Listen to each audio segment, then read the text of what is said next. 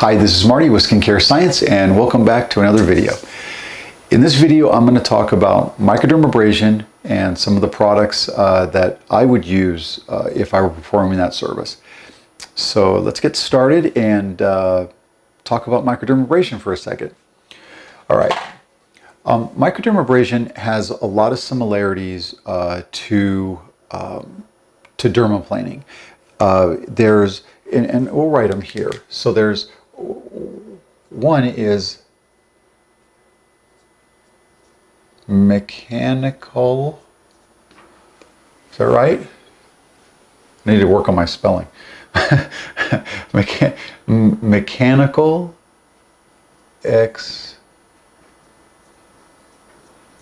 exfoliation to uneven pressure, correct? Right? Okay.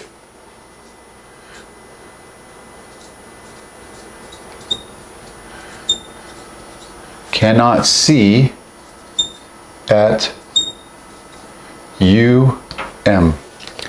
So cannot see at micron level. Okay, so we have mechanical exfoliation, meaning it's a machine that's doing the exfoliation to the stratum corneum or to the epidermis.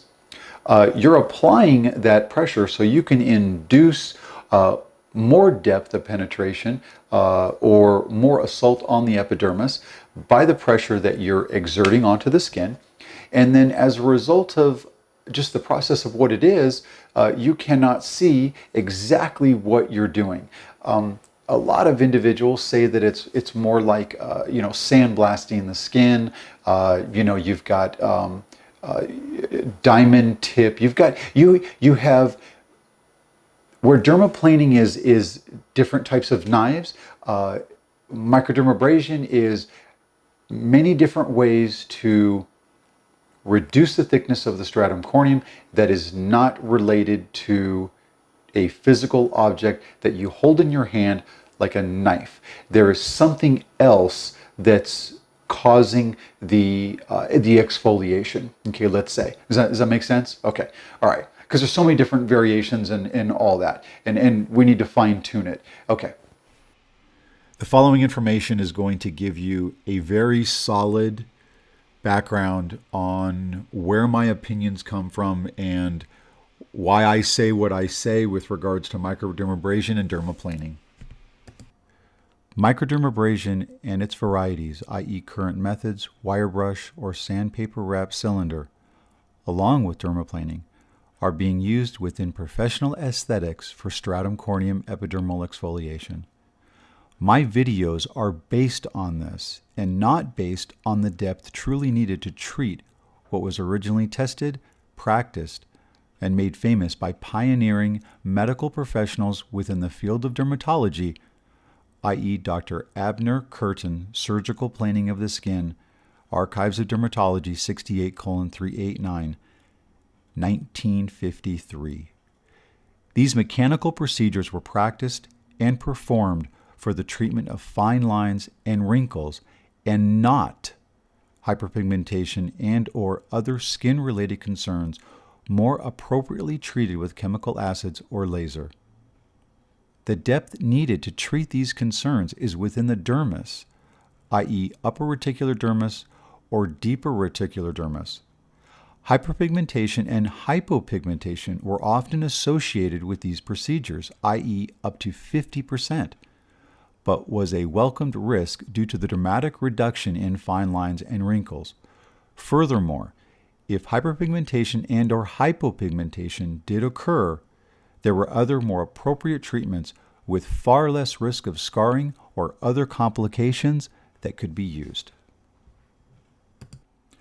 I sincerely hope you find this information very useful, because as I dig deeper into professional aesthetics and its history, and as I bring some very unique and creative aesthetic procedures, which probably will be in the very next video that I do, it comes from the foundation of what Dr.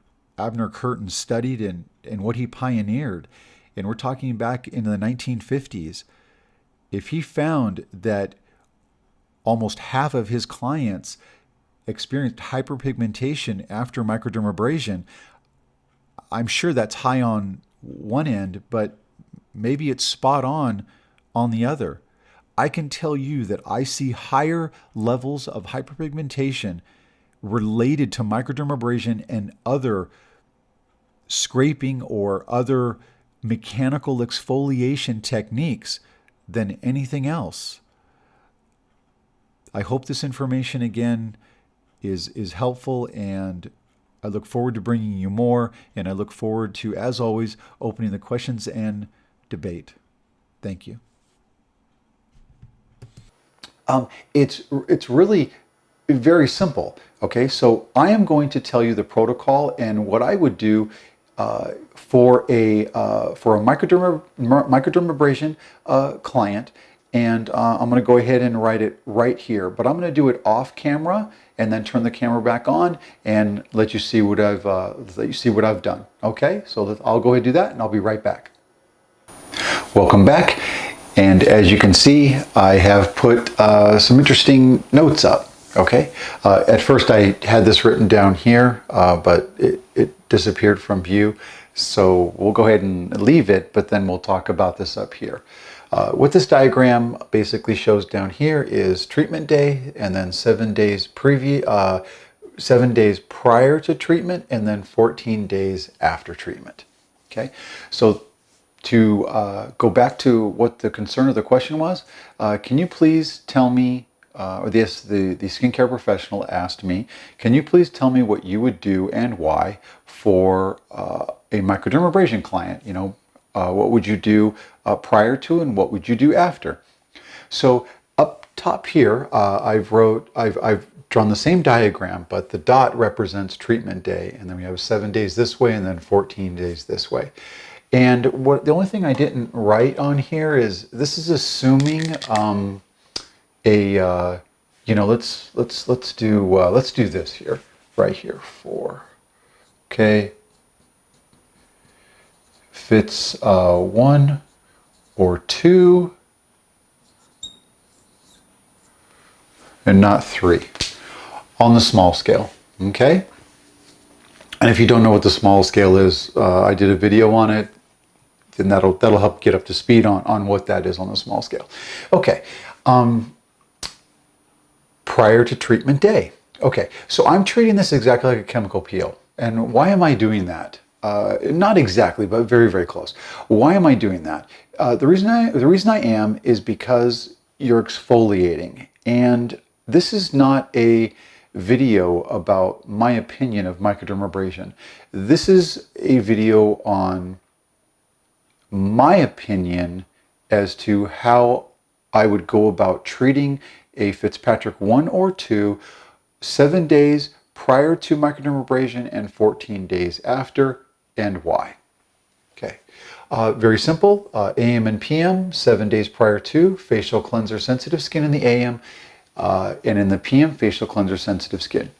The reason why, because of the treatment day, I do not want any acids being used to a specific degree. I want to control all of it, and I want to add, so cleansing can't have an acid in it, so that's why.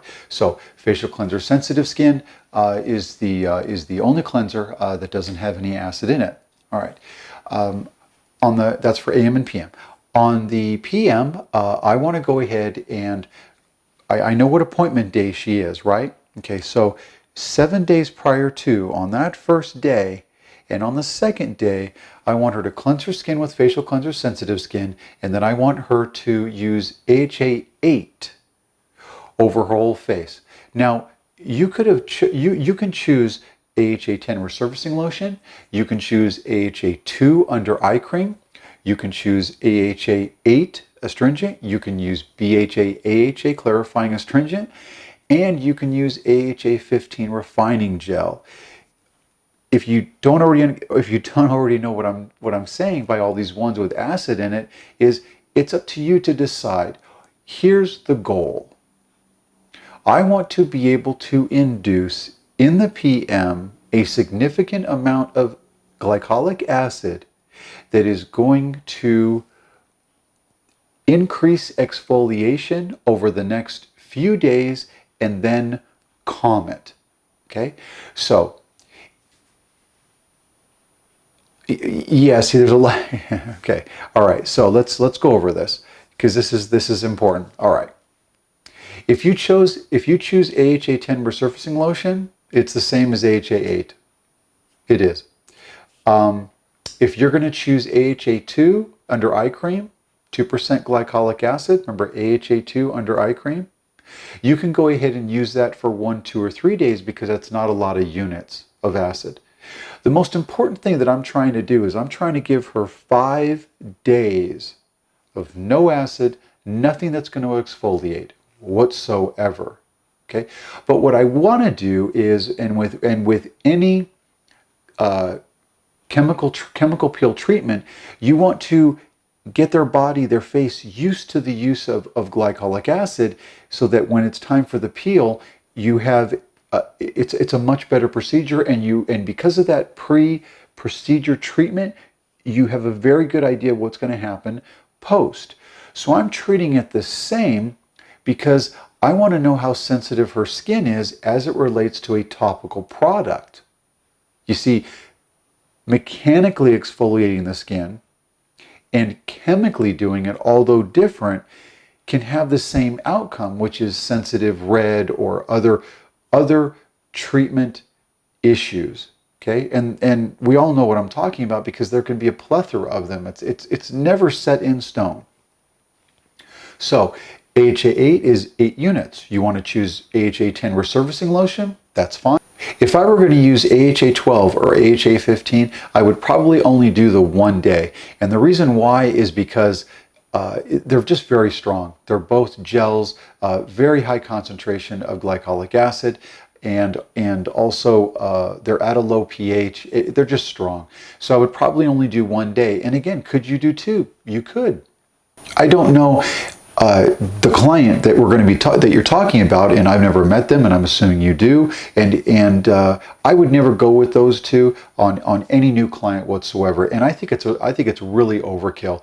The reason I chose AHA 8 is because AHA 2 under eye cream is for clients I know that are extremely sensitive to acids, just very unique cases, and I don't want the client to purchase the facial cleanser, the AHA 3 facial cleanser, because I want the acid out.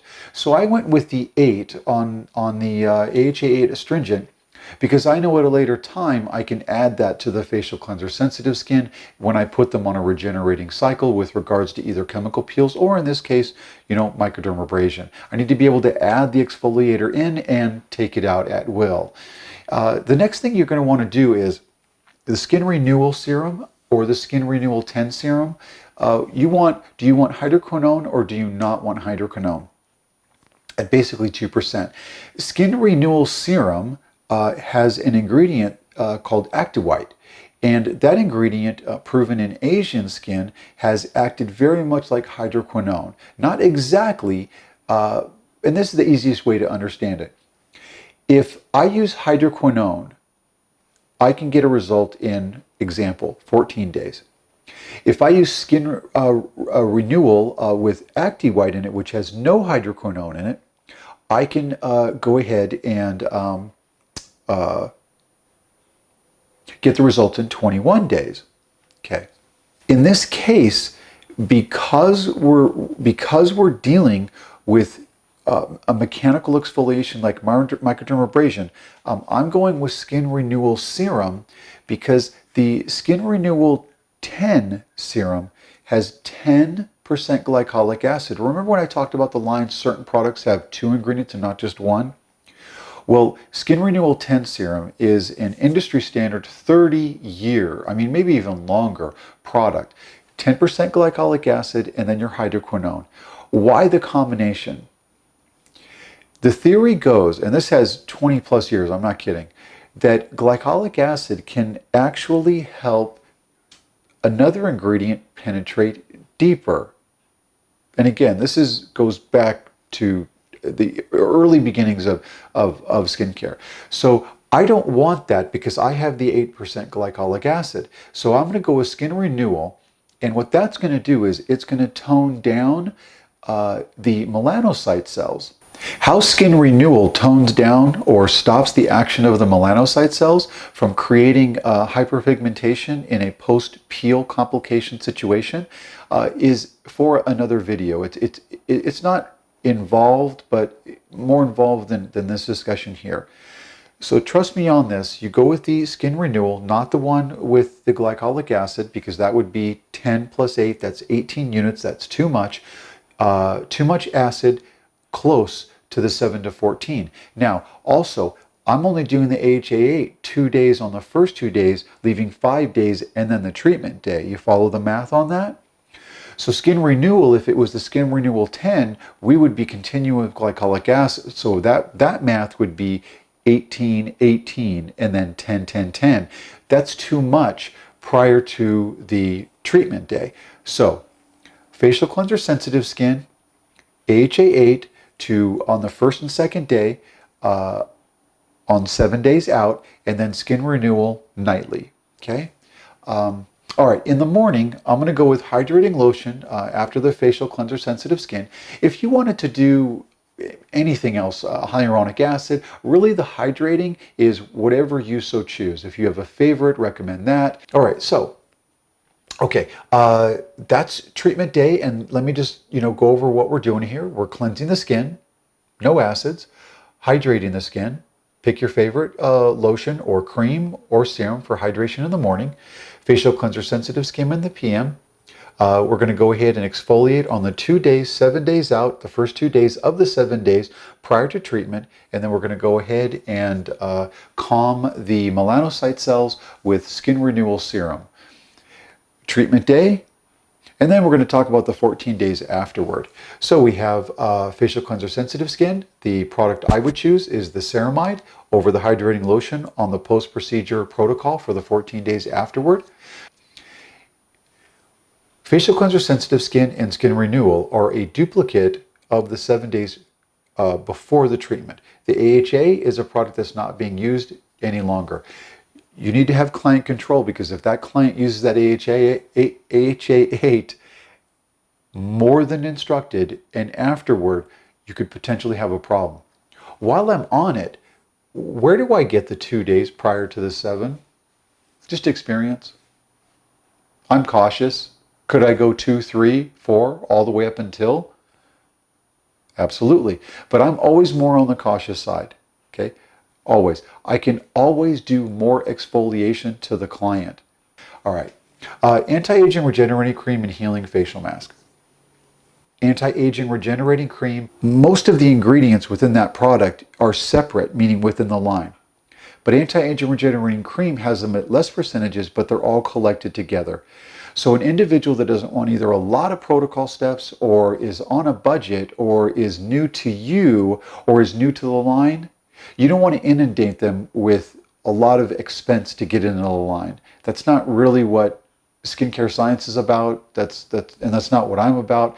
I try to be easy and try to be cost effective, but focused on the skincare goals. The healing facial mask, if you saw the other video, it doesn't have to be every night, every other day. You're going to apply it as a last step in a PM protocol, and then go ahead and make sure that you don't see any on the skin, and it's going to go in like a lotion. That will occlude the skin and keep a nice barrier so that the transepidermal water loss is reduced by a significant amount because of the clay action sitting in the typography of the skin and sitting on top of all the active ingredients, meaning the Skin Renewal and the anti-aging regenerating. What that's going to do is that's going to help really just keep the skin nice and protected and allow those active ingredients to do their job. That's pretty simple. Could I do different things? And absolutely. Is there flexibility with this? Absolutely. You could do vitamin A one night, Ageless Peptide Cream the next, Skin Recovery Serum the next. And then if you have one, which is an eye cream that Skincare Science developed, and just so you know, anti-aging regenerating cream is like the sister product of one. One's it's an expensive eye cream because of the high percentage of active ingredients that are in it. But it's not really used for protocols like this. It's really just to dab it on your eyes. It's orbital eye area. It's very specific. And then when you have any residue left on your fingers, put it around your lips. So anti-aging regenerating cream is definitely the product. But if you wanted to separate the ingredients out, you could, and that would that would absolutely drive up the number of products they're using in the protocol, and also the price for the client to follow the pre and the post procedure protocols. So I hope this helps, and this gives you an idea. If there are any questions, let me know. But this is a great way to start. And again, microdermabrasion is not my personal favorite, but that doesn't mean anything. Okay, it doesn't. But please don't take these products as the gospel. Take a look at what I'm doing, and then look at other products within the line that fit maybe more to the client, as far as, do they like serums? Do they like the heavy creams? Do they like lotions? That kind of thing. And that'll give you some flexibility, because remember, we're dealing with the active ingredient, product to skin versus skin to product, and not necessarily me telling you, like you're a robot, what exactly you should or should not be doing. So remember the flexibility. Take a look at active ingredients, understand the goals of the client, and I think this will really help and is a really nice starting point. Thank you very much, and we'll see you in the next video.